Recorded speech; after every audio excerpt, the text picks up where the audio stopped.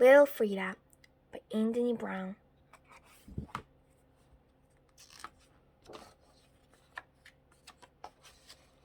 Little Frida by Anthony Brown. When I was 6, I fell ill with polio and I had to stay in bed for 9 months. It was extremely painful. When I eventually got better, I could only walk slowly with a lamp. Other children laughed and made fun of me, calling it peg leg when I walked past.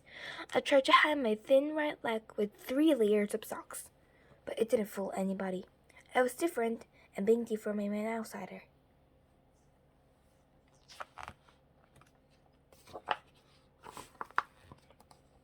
My father was a photographer, and sometimes he let me help with the studio. I colored many black and white photographs, although it was a boring work, but I loved to get it written.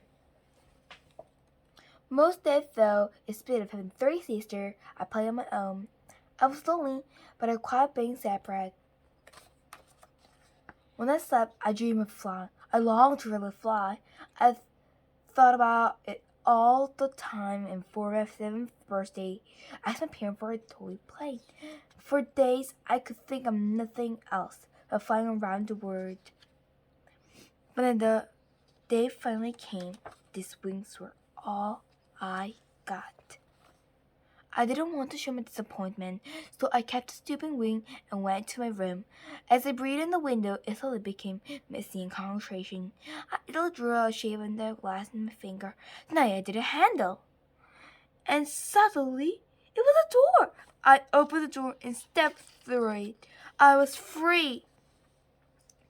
I could run. I ran and fast and until I was completely exhausted.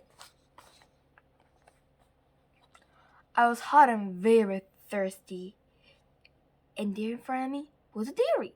I walked all around the building looking for a way in, but I couldn't see one. Just when I was about to give up and go home, I noticed a little door. I crawled inside.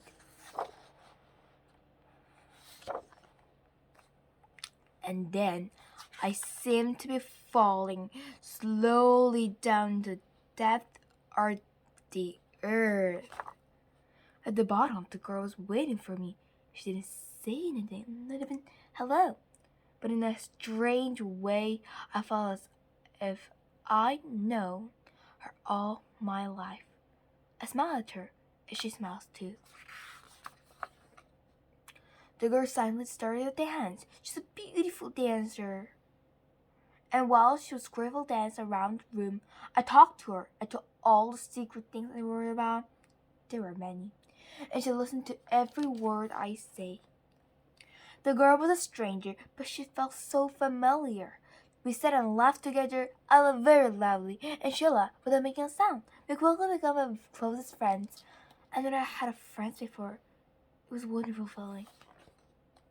After a while, I knew I had to go. We waved goodbye and I flew back home, away from our dairy, across the plain, and through the door and ran in the window. I ran out the door and ran to the forest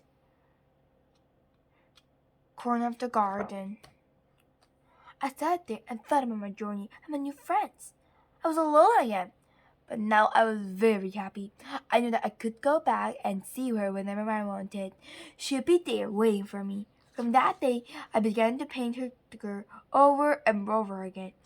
I visited her many times since that day, and the way I've been painting her ever since.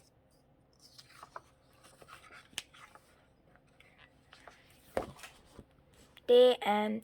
Thank you for watching. Bye.